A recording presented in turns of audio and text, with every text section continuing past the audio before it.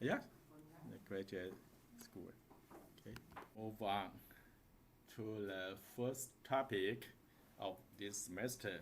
In this first topic, I want to do a brief introduction to construction safety, health safety, and environment management. Okay, so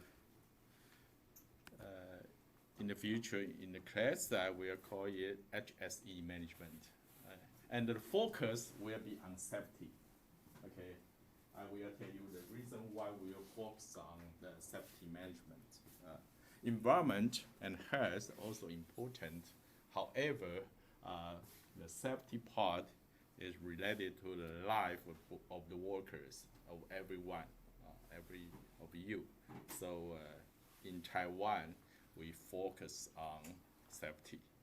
Okay, we also do environment management and health management, but safety is the most important part. Okay, in this session, we have three objectives to achieve. The first objective is to understand the importance of HSE management for construction industry. The second part is to learn the important international standards and international organizations for HSE management in construction industry.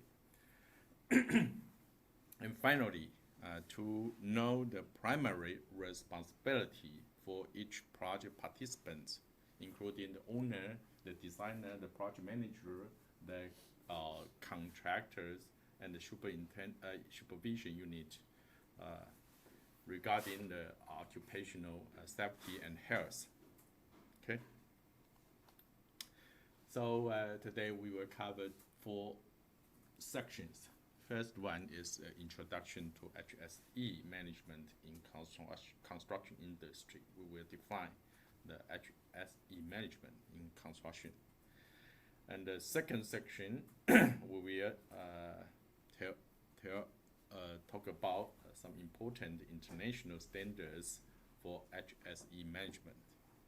And then we will move to important organizations who are devoted to promote HSE management in the world.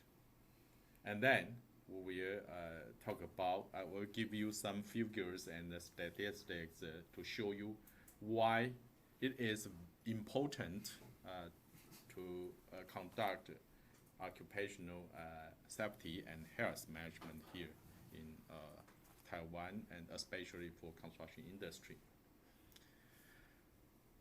And finally, I will show you the framework for HSE management in construction industry of Taiwan. And we will talk about this framework on and on from time to time in the future, in the rest part of this course. Okay. Okay. Let's move to the first session, the introduction to HSE management in construction. What is HSE? We just talked about HSE. H stands for health, S stands for safety, and E stands for environment. So health focuses on the well-being of workers, including prevention of illness and promotion of both physical and mental health. So for a construction company, they do not only protect the workers from physical safety or physical health, but also from the perspective of mental health. So recently, we have some regulation which require the owner or employer to provide some facilities or resources for the construction workers in terms of mental health. Okay, and safety involves protection of workers from accidents and injuries by managing risk associated with construction activities. So we will talk about CIA, construction risk assessment. This is the important measures we used to protect the workers from accidents. Okay. And finally, environment. Environment concerns about minimizing the environmental impacts of construction projects through sustainable practice. We will talk about the environment impacts in terms of wastewater, solid waste, air pollution, and noise. Okay. So in the construction practice, the immediate punishment will always given to environment damage. Okay, so if you find that there are some construction site making noise higher than the standards, okay, then the policeman will go there and find them directly. But for safety and health, they usually depends on the inspector from TOSHA agency. They will send inspector to construction site to check the site safety facilities or the health activities or the resources of the organization or company provided to workers. And if those resources are not complied with the regulation, then they will be fined. But for environment, the fine will be immediate. Okay. So why HSE is important for construction industry? The first one is that because construction industry is the most dangerous industry among all industry in this country. Not only in this country, in the other country as well. Okay, it's common that the most part of the construction, the occupation accident occurs in construction job site. So the high incidence rate of workplace accident and fatality for construction industry make the construction industry as the most dangerous or most risky job site in this country. Okay, and the workers are exposed to hazardous materials and environment on construction site. Okay, so the hazardous materials and environment are everywhere on construction site. So you must pay attention to construction safety. So safety, health, and environment issue is very important for construction.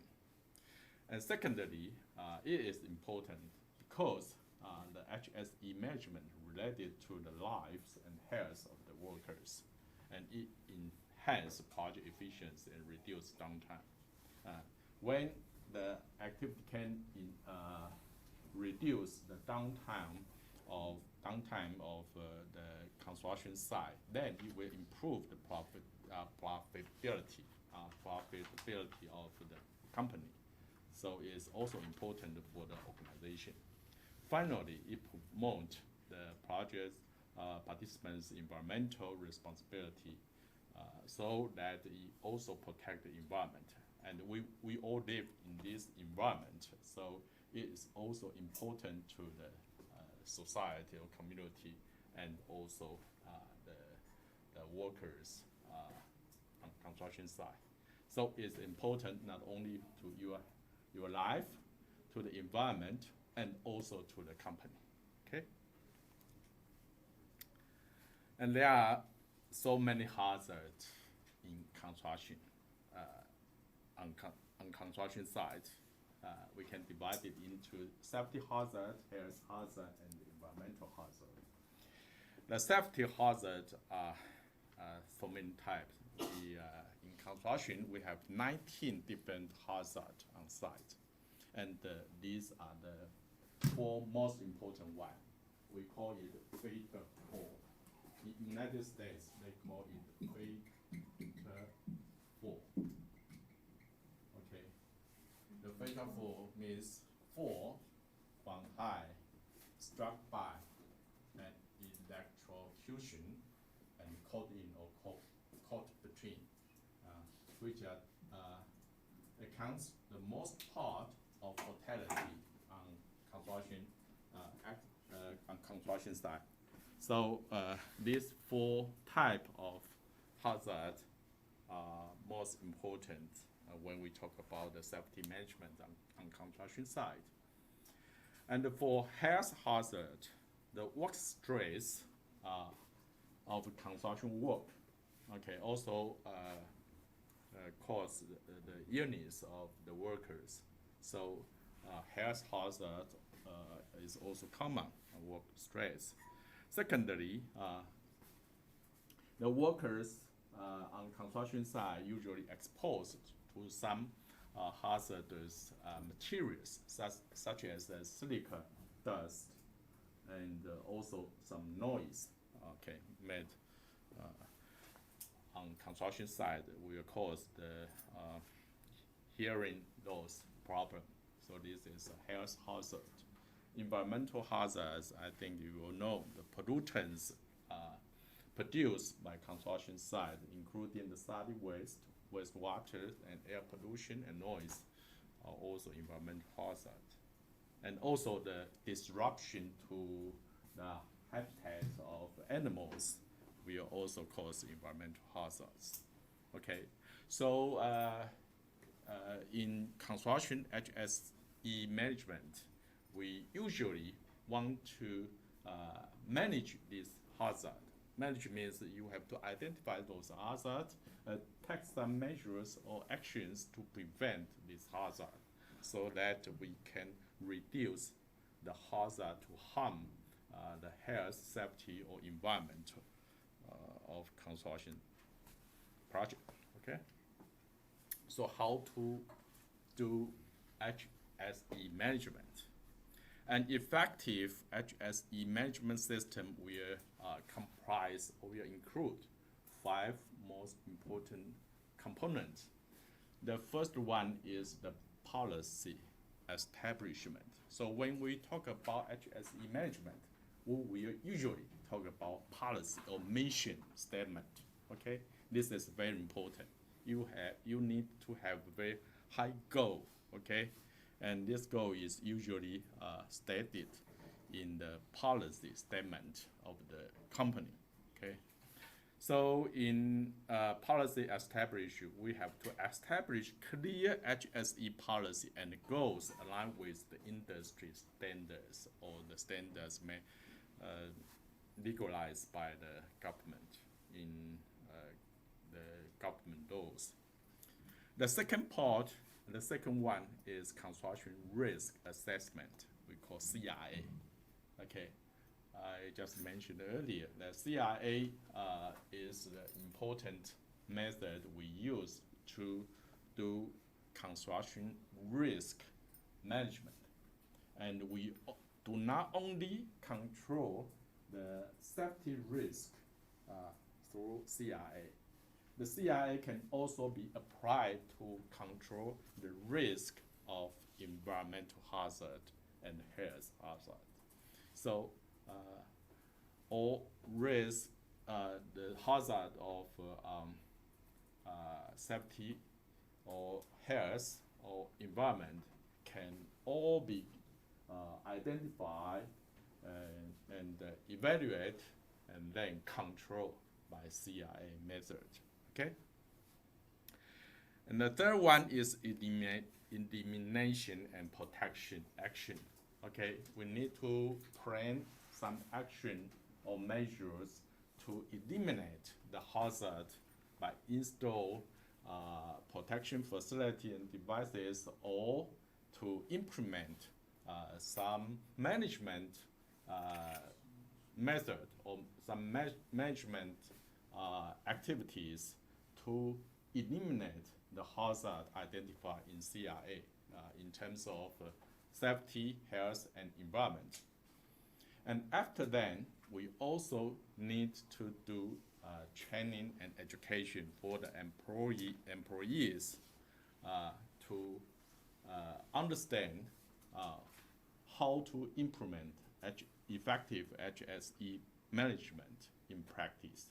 Okay, and finally, an effective HSE management system will have a monitoring and evaluation mechanism, and in this system, we continuously assess the HSE performance and implement the improvement measures or activities to continuously improve this system.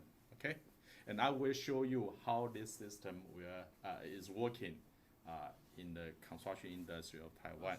Okay. May I ask? Sure. In Chinese. 可以。因为我的英文说话不太顺利，所以我是就用中文说。Sure. 这里老师说 implementing effective HSE management system, one of it is state policy establishment, right? And in the policy establishment, 就是安全要执行规定是要必须按照公司的规定吗？还是国家的规定？国家规定国家公司的规定要符合国家规定。OK， Yeah. 可是在现场有时候就是安全这个部门，有时候因为遇到公司的要求，所以有时候会不念那些国家的规定。Yeah, right. 这样的情况，安全员那必须要执行国家的规定 Yeah, right. 还是公司的规定 Of course. 如果是只执行那个企业的规定的话，那这样的话安全就已经法规了。Yeah. 已经违反了。Yeah.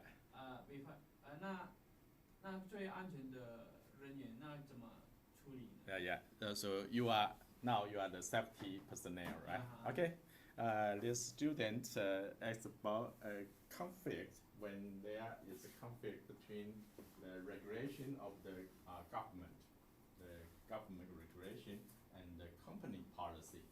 Okay, if there are a conflict between this, what can the safety personnel do in such a scenario, right? Is that correct? Yes. Okay. And next week we will talk about the HSE regulation. I will tell you the law. Okay, and in Taiwan, I will say in Taiwan, also United Kingdom. Okay, in Taiwan and United Kingdom, the safety personnel has a partial role of government officials because they got the certification from government. So the government authorizes you to do some work based on the regulation of government. Okay, of course there will be some demands from the site director saying that since we have schedule pressure, we must move on very quickly. Can we just eliminate this part or omit some devices that need to be installed? Then there we will talk about this. There will be a law authorize you to stop the construction progress. This is very severe in Taiwan. If this had ever happened, it's a major violation to the government law. So you have the right. Not only you have the right to stop the work. Every workers on the site have the right to stop the work. I will talk about this next week. Okay? 那如果我已经就是我还是听公司的 Yeah. 命令的话 Yeah. 一旦有发生问题，是我来负责吗？还是公司负责？ Every participant in this project will have their responsibility, and you will be the most important one. Yeah, and employer has their responsibility as well. And if you can prove that the accident is caused by some demand or command made by the site director by written, then you can be safe because you can waive partial. I would say only partial of the responsibility, but not all. ，OK，你只能免除掉部分的责任了，大部分还是你要负责。如果你是安全人员，所以千万不要屈服在公司的法规之下。但是首先就是你必须要清楚人家规定是什么，也不要不清楚规定就是胡乱要求，那家工地永远没办法往前走了，只能等呀。OK， since Earth Power is a very good company, a very excellent company in terms of HSE performance. It's kind of model company in Taiwan. In Taiwan? Yeah, it's a model. Taichung. No, in Taiwan. Earth Power is, I would say, number one or top 5 company in terms of HSE management. In HSE? Yeah. Okay, so I think it's time to take a break. Okay. So let's take a break for 10 minutes. The component of an effective HSE management. And here in this slide, I show you the benefits. I think all of you all know that the benefit for HSE management will be many. Okay, for workers, it will improve the health and safety. The safety is more important, and also the job satisfaction. Okay, before in Taiwan, construction jobs is not very welcome. Only people without education, very low from disadvantaged family will go to construction industry. But nowadays, there are some model construction firms who promote the job satisfaction, so that now the working environment is much better. It has been improved. And for the company, I just said that the good HSE performance will reduce the accidents and will reduce the downtime, so that it will improve the productivity and also improve the profitability. Okay, and for environment, it will save the environment, reduce the ecological footprint, and also achieve more sustainable resource utilization. Okay. So the second part for today is the important international standards for HSE. And what is the importance for the international HSE standards? The international organization, HSE organization, publish these standards, and these standards serve as a framework that guide the companies, the organization, the government agencies in managing occupational health, safety, and environmental responsibilities. So the importance of the international standards is that they provide a framework, a standard framework for the organization, for the government agency, and for an institute to manage HSE responsibilities. So the purpose is to highlight the aim of this standard to promote safety workplace and sustainable environment practice. There are a couple of important international standards, but two of them are most important. The first one is ISO 45001, Occupational Health and Safety Management System. The ISO 45001 is an international standard providing a framework to manage occupational health and safety risk, aiming to prevent work-related injuries and illness. And the key elements, including the hazard identification, we'll talk about the details of how to conduct hazard identification in maybe station 5. And then the risk assessment, you evaluate the likelihood and the severity of the identified hazard. And then we spend resources on those most risky hazards, which means the including both likelihood and severity. So expected loss is high, then it's most risky hazard. Then we control this hazard using some mitigation or measures. Okay, and then based on these cycles, we continue to monitor the effectiveness of this cycle and regularly reviewing and enhancing this process. Okay. And the second one is called 14,001. 14,001 is for environmental management system. Actually, there is another one called 18,000. 18,000 is for health. But nowadays, most of company implement 45,001 because this is a systematical approach to implement both health and safety. But 80,001 is only for safety, health only for health. So most company nowadays adopt 45,001 and 14,001. Okay, and this is an international standard that provides a framework for companies to manage their environmental responsibility. Okay, and key elements including the policy establishment, planning, implementation, evaluation, and continuous improvement.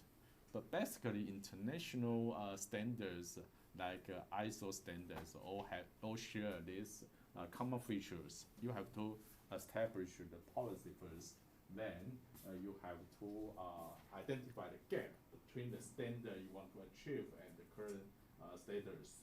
Then you have to plan your implementation plan for to fill the gap between the current status and the standards. Then you implement this plan. Okay, you execute the actions in this plan. Then you evaluate the result, the effectiveness of this implementation. Then continue on this cycle. Okay, and keep continual enhancement of this cycle. Okay, this is ISO 14,001. And nowadays, most company in Taiwan integrate both ISO 14,001 and 45,001 together to come up with an integrated HSE management system. Okay, and this integration has the advantage of both standard to streamline the process, improve overall organizational performance. So you don't need two teams to implement safety and health and then environment. They all become the shared responsibility of one team. So in Taiwan, if we talk about the HSE, then they will share the responsibility for all safety, health, and environment management. Okay, and in this integrated management system, they have some shared elements, including the policy development, risk assessment, training, and continuous improvement we just mentioned. Okay, so common procedure for the implementation of the international standards, including 4 elements. First is gap analysis. Gap analysis will assess the current practice against the standard requirement, against the goal you want to achieve in the current status. Then you need to document a plan. We call it action plan. Develop this plan. This plan is a roadmap to address the identified gaps. Okay, and in this plan, you will have some action plan. Okay? This action will fit in the gap between the current status and the goal you want to achieve. And then the organization will develop some training program.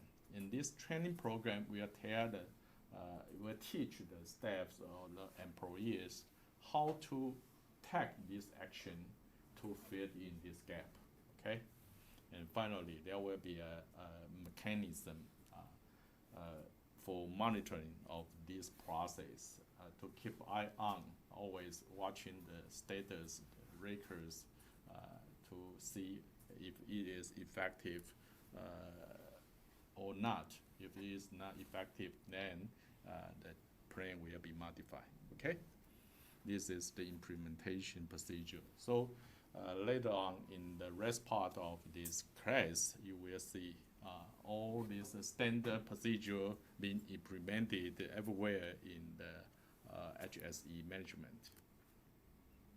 Okay, those are the international standards. Then let's talk about the international organization for HSE management. And the first one is International Labour Organization. International Labour Organization is an organization under United Nations, okay? And the mission for ILO is to develop some comprehensive guideline to promote safety and health in construction. Actually, it's not only for construction, but since construction industry contributes the most hazard on job site, so they have a special code for construction industry, and I provided the hyperlink for safety and health in construction. You can check out by your own. It's like a book, online book. And the second one is OSHA.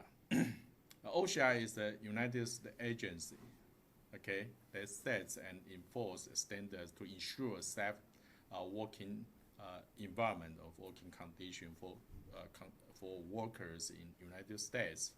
And in Taiwan, we also have Taiwan version OSHA. We call it TOSHA, OSHA of Taiwan, Occupational Safety and Health Administration of Taiwan.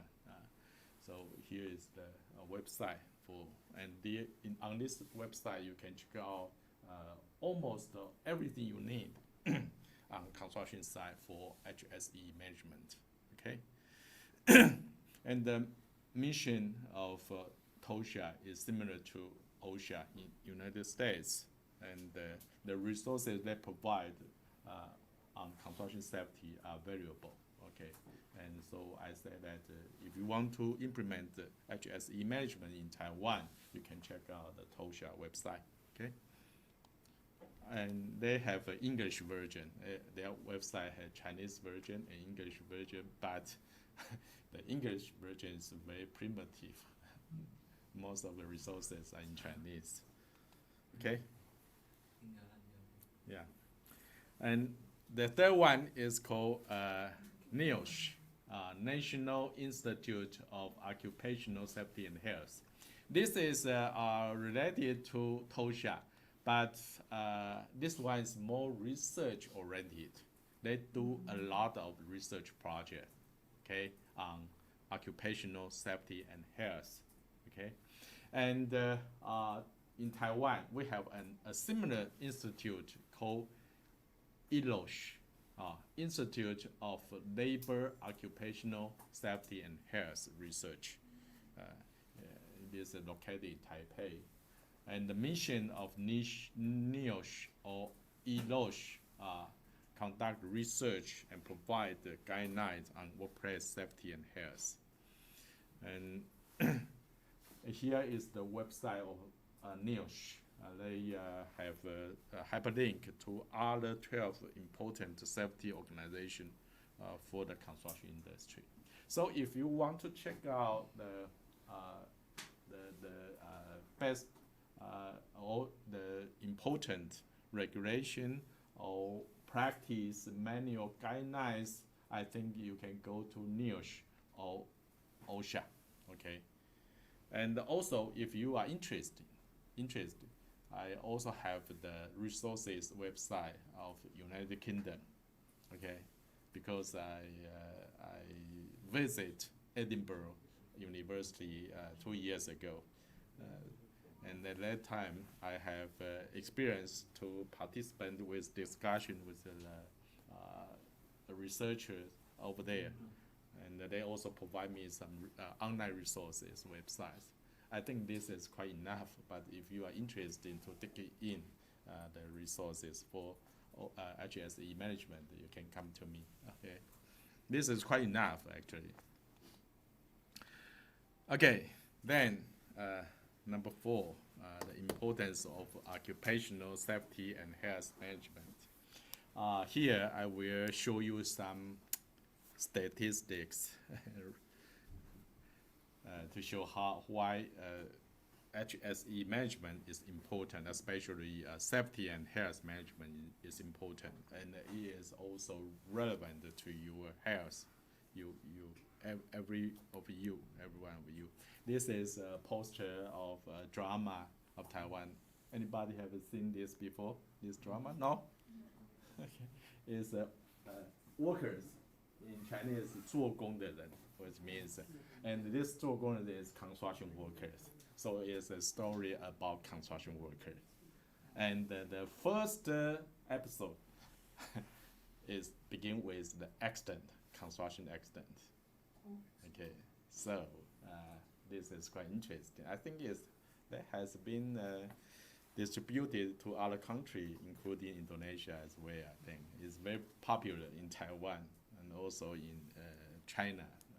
Okay. According to the statistics, the construction industry hired over 918,000 workers, directly hired in construction site. And if you count the relevant industry, which means the construction site will need some materials, right? So the materials are manufactured in factory. So if you count them all, then the total number will be more than 4 million in Taiwan.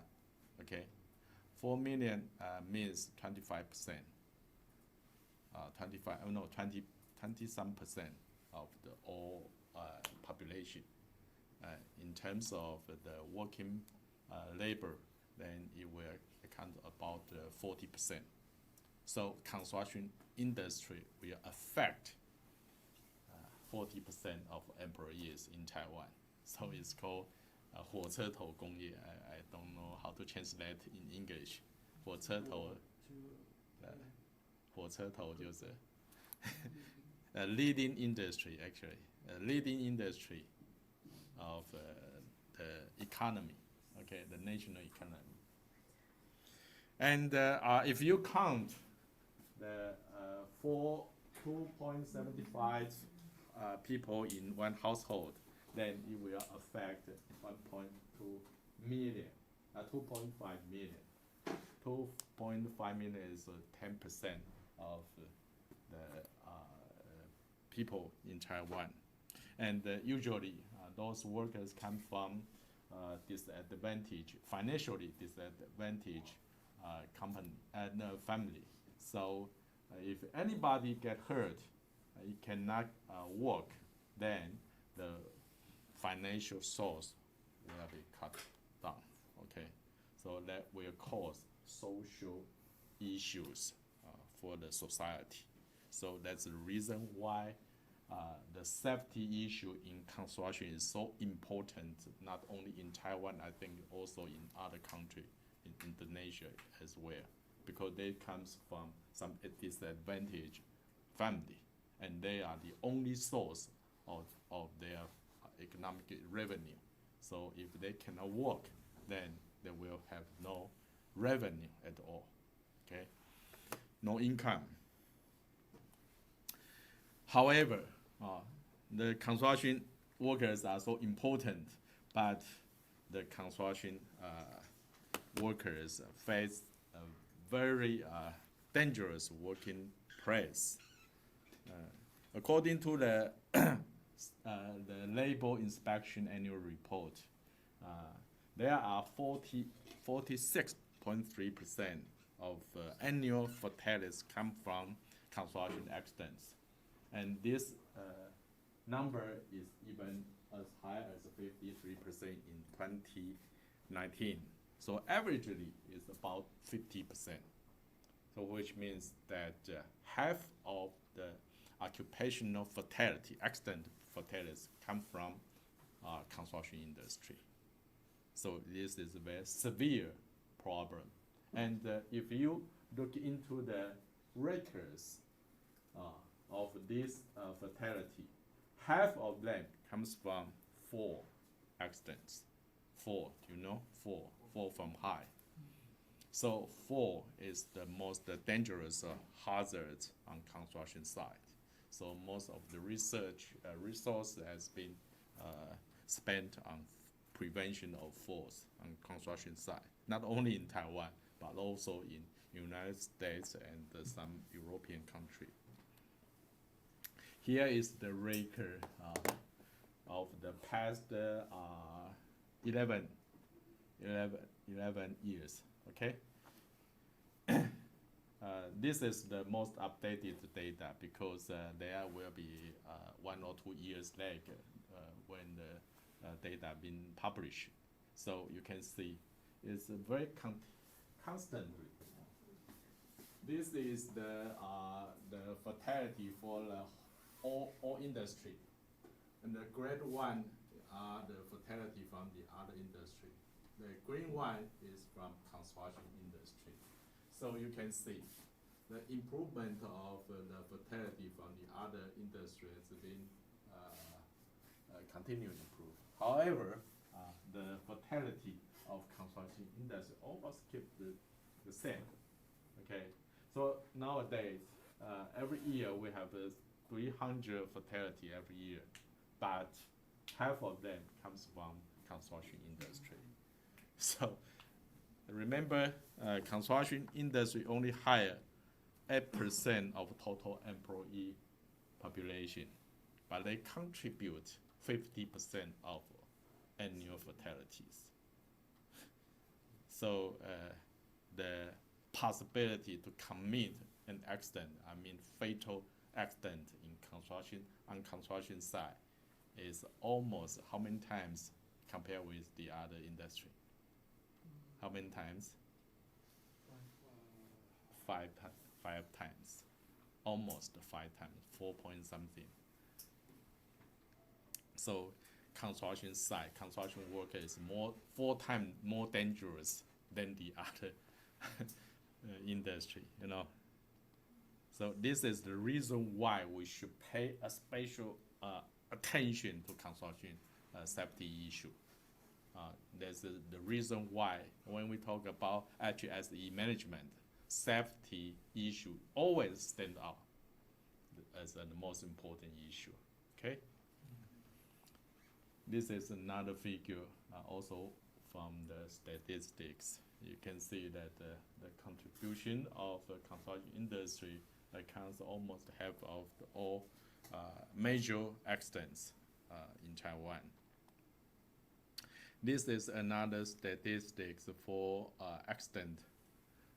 It's fatality per 1,000 workers. This is the standard index we use to compare the performance, safety performance of construction industry of different countries. Fatality rate per 1,000 workers. And when we compare the performance of different countries here, we list some important country comparable to Taiwan. Korea has the worst performance. The other country has similar performance. So the performance of Taiwan in the past is very poor. Okay, it's very high. But in the past 10 years, it becomes about this rate, which means the 0.205, I would say, 0.2025 fatality rate per 1,000 workers. Is comparable to French, I think, and maybe higher than Canada. Almost the same as Japan, higher than Japan, but is much higher than these two countries, United Kingdom and Germany. So the director of TOSHA in Taiwan was graduated from United Kingdom. They always look up to the standards in United Kingdom. So in Taiwan, every new regulation being defined or draft is based on their observation to the most advanced development of the United Kingdom. So if you want, you study here, you will learn the most updated development of safety management in United Kingdom. Okay, so this is basically the current status of the safety management performance in Taiwan. Now, okay, so what causes accident? What causes accident? There are some theory about accident causation, and the most famous one, and also the oldest one, is Heinrich's dominant theory. Have anybody heard dominant theory? Dominant, you know dominant, right? Dominant collapse one after another one. So if you want to stop the collapse of the last dominant, which is injury or fatality, you have to stop the falling of the previous one, right? So what are the previous one? Based on Heinrich's theory, the first one is social and environment factors, like in your family, your society, okay, the whole country. And if the country doesn't care about safety, then you will affect individual workers. They won't care about the safety, okay? And the second one is the fault of the person, which means personal fault, including what? If you have unsafe behavior or the environment is unsafe, okay? And then is the unsafe act, okay, or condition, which means the environment is unsafe or the worker have taken some unsafe behavior.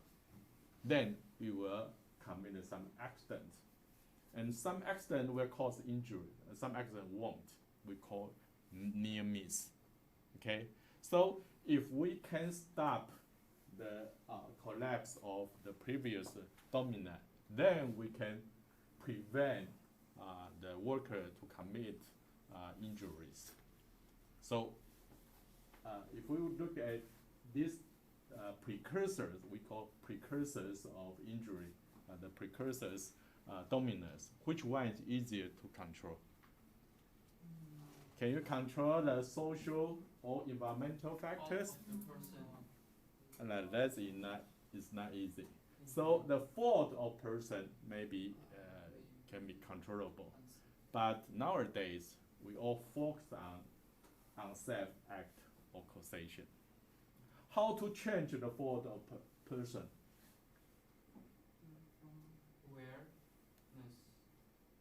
Well, awareness, right? By what?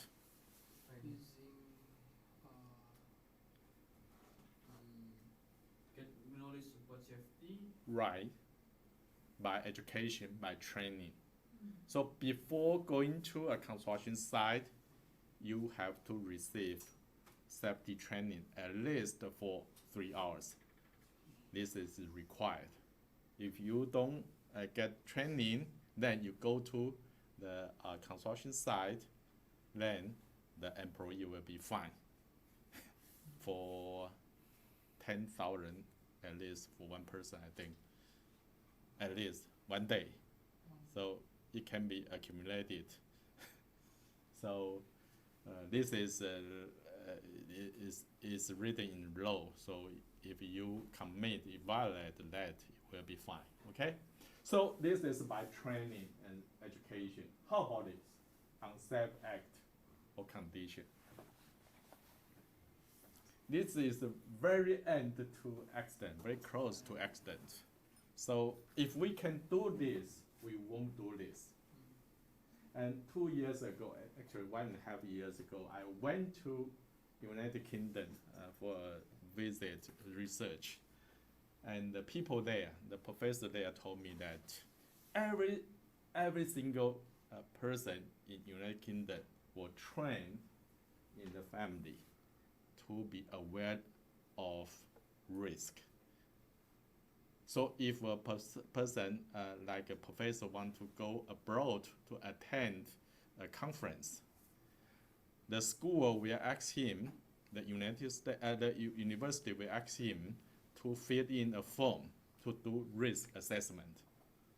Okay, if you want to go to United States, you have to take some transportation vehicles or airplane, right? You have to assess the risk of the accident to occur and fill in all the forms, and the form will ask you what can you do to reduce the risk. For example, you have an alternative to take different airplane company, right? Different flight. Which flight should you take? Then we ask the question like this. This is social and environment factors. So the whole country has this awareness. So they are educated. They cultivate this awareness from the childhood. They know when you do everything, there will be a cost, there will be risk associated with that. Okay? But in Taiwan, we don't have such as a culture. Okay? We don't assess risk. We won't take action.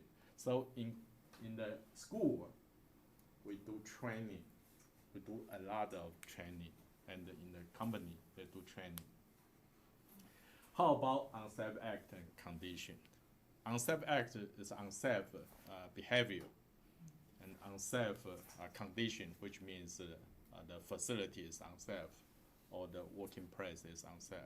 Then we do inspection.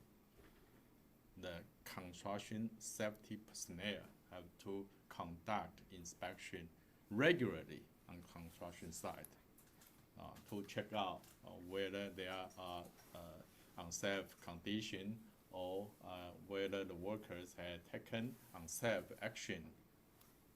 However, when you check on one spot, you will ignore the other spot because we have so limited manpower to do safety management, right? So nowadays we apply a lot of IT technology to help the construction safety personnel in control the safety condition on site. This is also my research area, okay? So based on Heinrich's dominant, what we can do is by training and by site monitoring, okay, to avoid, to prevent the construction accident from occurrence. And another causation theory is called multiple causation theory. It is actually the same as dominant theory. They just subdivided the unsafe acts and the condition into some category of factors or causes, and try to focus on to eliminate those causes so that these causes will not cause unsafe action or unsafe condition, and then you can prevent the accident to occur. So if we look into more micro mechanism of this theory, there will be model of accident occurrence, okay? And this is model one. In this model one, what is said is that the accidents the occurrence of accidents come from harmful matters. Harmful matter comes from some triggering precursors, and precursors come from unsafe condition. And the accident can only occur when the harmful matters and the workers' unsafe actions combine together. So if you can eliminate one of them, you can prevent occurrence of the accidents. So we usually implement the management measures. So if the management measures has deficiency, then there will the unsafe condition and unsafe action will occur. Okay. So if you are the workers, how can you protect yourself?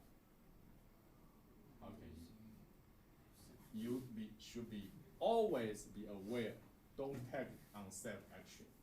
Even though there are unsafe conditions, if you don't take unsafe action, accident won't occur. Okay. So there are some other research to divide these causes into 3 different levels: the basic cause, the indirect cause, and direct cause. They all, when this precursor occurred, then the final result will come, will result in the damage and injury of the workers. But actually, they are the same as this. So, how to prevent accident from occurrence? Just avoid unsafe condition or unsafe action. Okay. So in the future, we will talk about how to eliminate this unsafe action or unsafe condition. Okay, so there are 2 principles when accident occurs. To prevent the occurrence and control in advance, which means that before the accident occurred, we have to do everything, do our best to prevent and control the occurrence of the accident. But if it do occurs, what we can do is to reduce the impact of the accident to human life or to the project. Okay? These are 2 principles for accident prevention. Okay, let's come to the 5th part. The framework of HSE management in construction industry of Taiwan. We will use this framework from time to time in the future in the rest part of this semester. So please keep this in mind. What we talk about is based on this framework. This is the organization framework of engineering professional on construction site. I think that I'm not sure how different is this framework compared with those in your country. This is a construction site. In the construction site, we have different project participants. We have major player in the construction site, general contractor, right? General contractor has some subcontractors work with them. Okay, and we also have the representatives from owner side. There are 2 groups of owner representatives. The first one is architect. The architect or the AE consultant, they perform as a designer during the design phase. And after they finish their design works, they will convert to supervision unit. In Chinese we call 监造. Okay, there's a very different roles compared with the 监工 in the contractor. 监造 has a partial official role of government officials because they are certified professional engineers.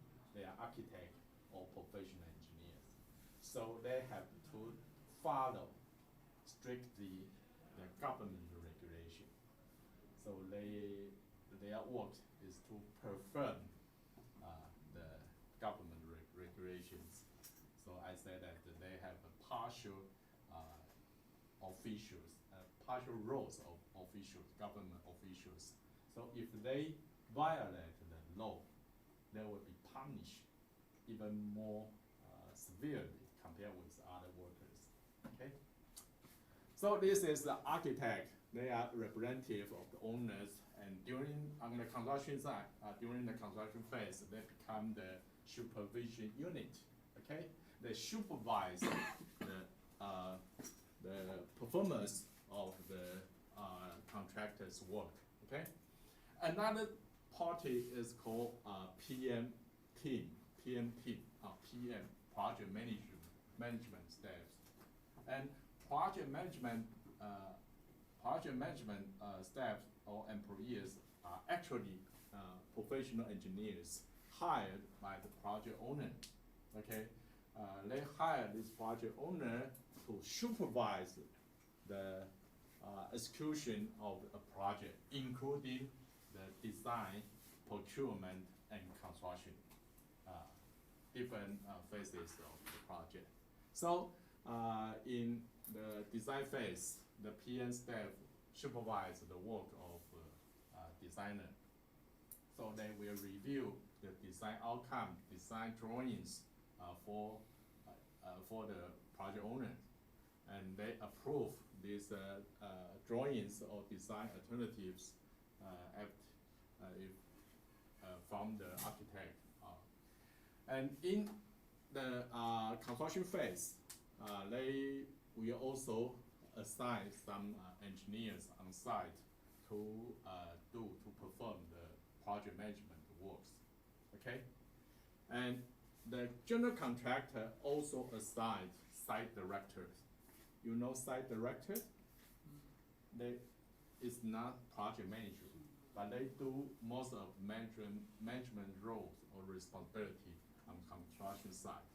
Another important role is professional engineer.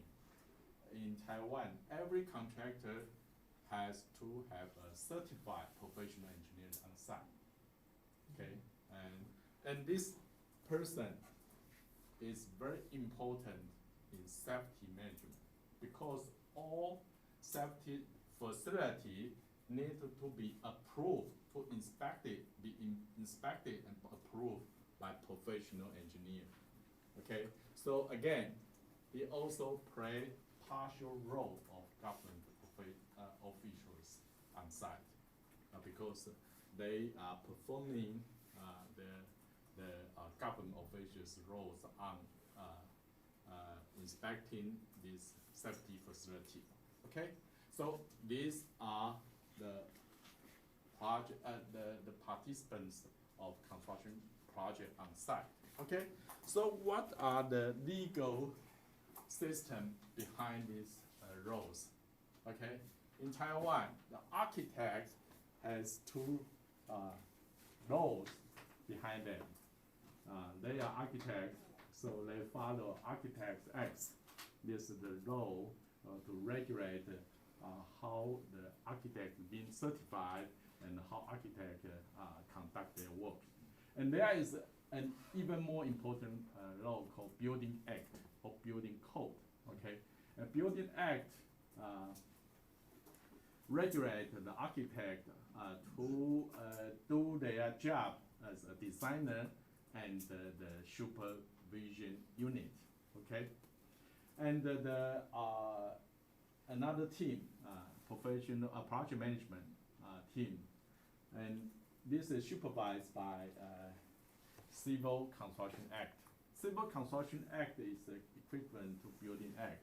Building Act only regulates the buildings. Civil Construction Act supervises the works of all construction works other than buildings, including sewage system, drainage, and road construction, tunneling, airport, any other kind of other than building. Okay, and also the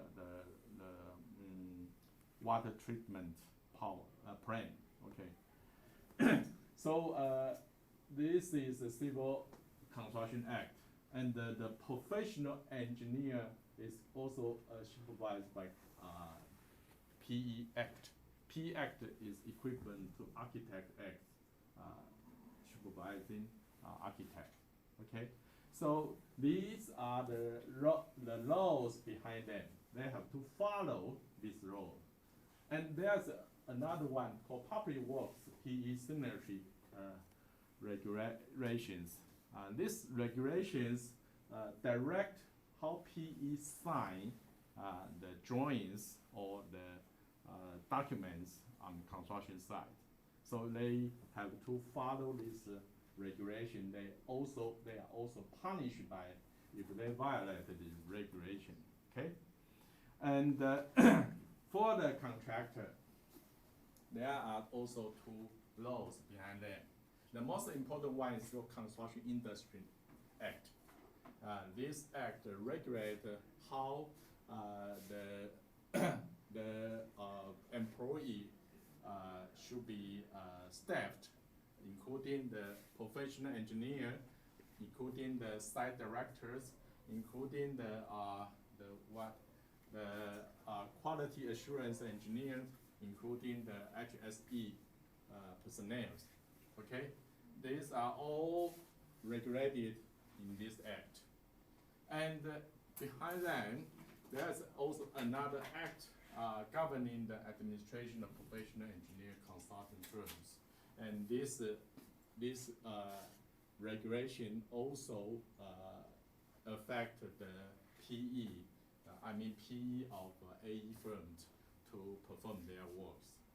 And these are professional acts or laws behind these construction professionals. There is another set of acts which is related to occupational safety and health, including the Occupational Safety and Health Acts, and there are other enforcement acts. I will talk about this in the next 2 weeks. Okay, so let's skip this part. So remember, these people are governed or supervised or regulated by these acts. So the reason why you need to understand this system is that when on construction side, when the other student asked that when there are conflicts between the government laws and the comments made by the owner or the contractors, then which one you should follow? You should consider that there are so many acts behind you, so many laws behind you. You are supervised or you are regulated by this law first. You have the partial role of a government official. So if you violate this law, you will be punished by this law, okay? And if you violate the comments or demands by the owner or employer, you will be punished. But you can appeal to the OSHA, okay? You know, you can appeal to Ministry of Labor that you have been unfairly treated, okay? Okay, so this is the background of the HSE management system in Taiwan. And another background is that I just mentioned. Everything in Taiwan, we follow a teacher. The teacher is United Kingdom. And United Kingdom publish CMD, the construction design, CDM, CDM, not CMD, CDM, sorry, that's typo. CDM, not CMD, CDM system, CDM.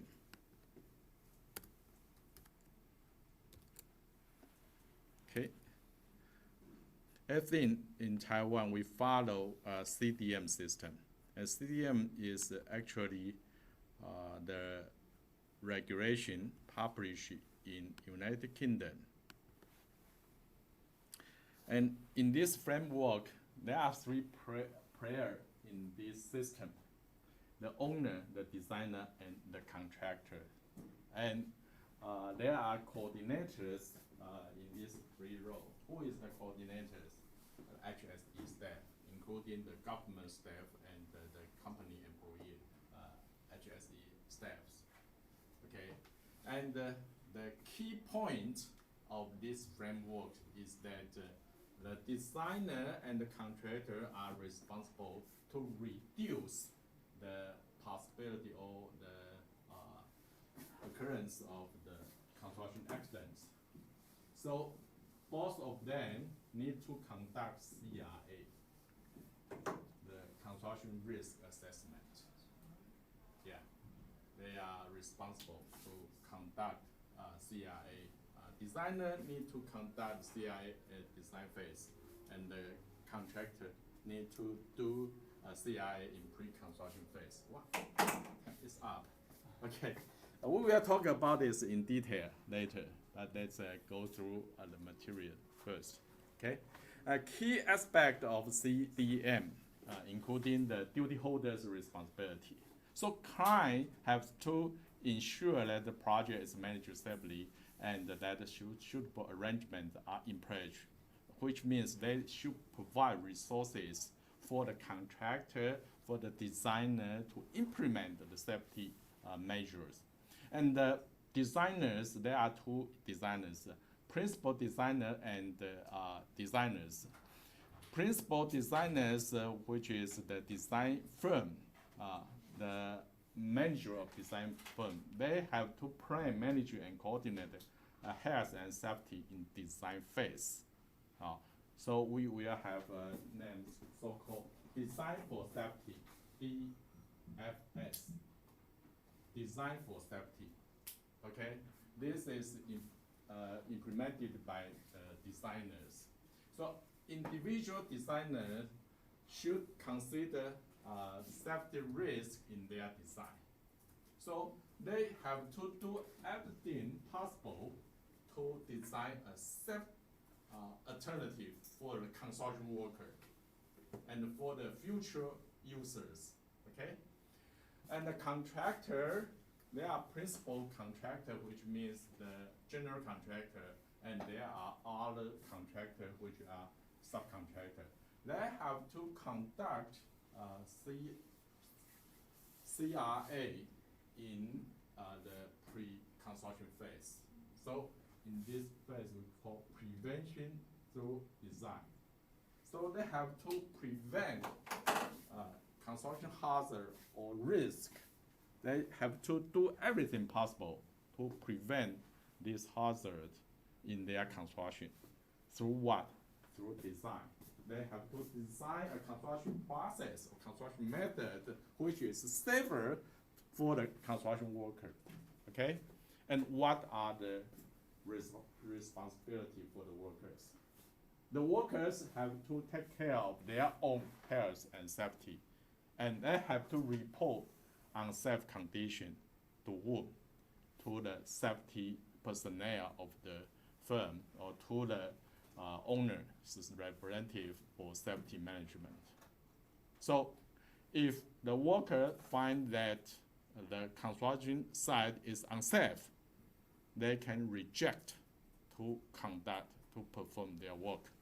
This is the right the Occupational Safety and Health Act authorized them.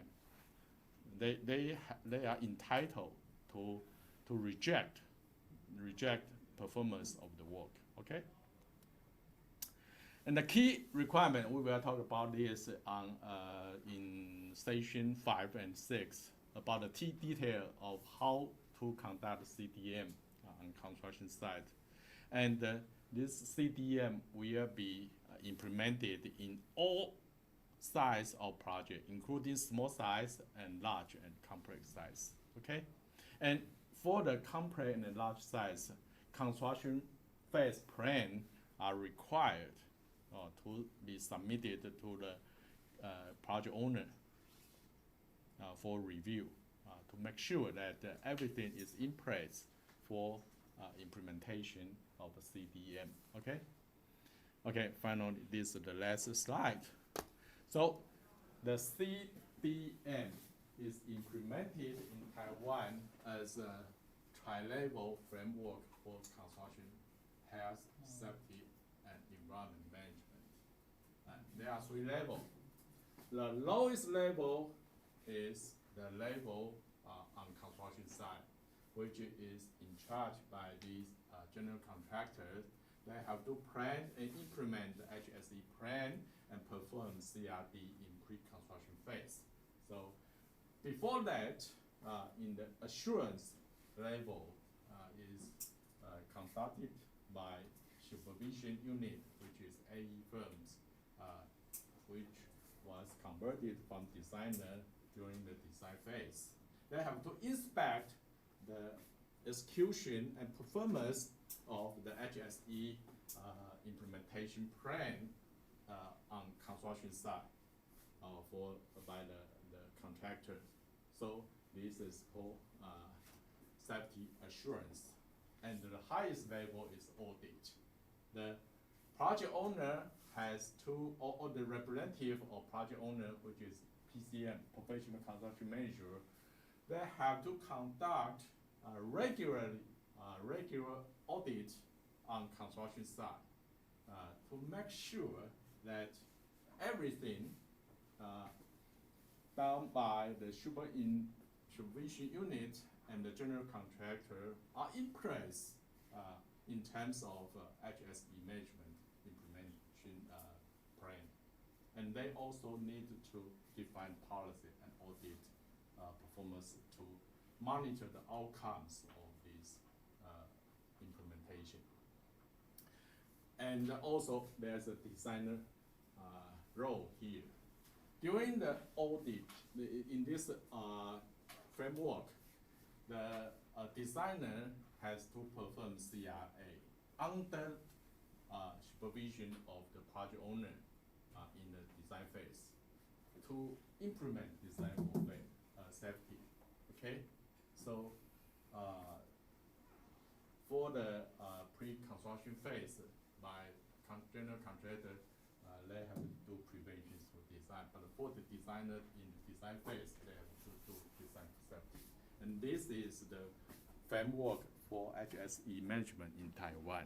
We will mention about this frequently in the future, in the rest part of this semester. Okay, that's all for today's class.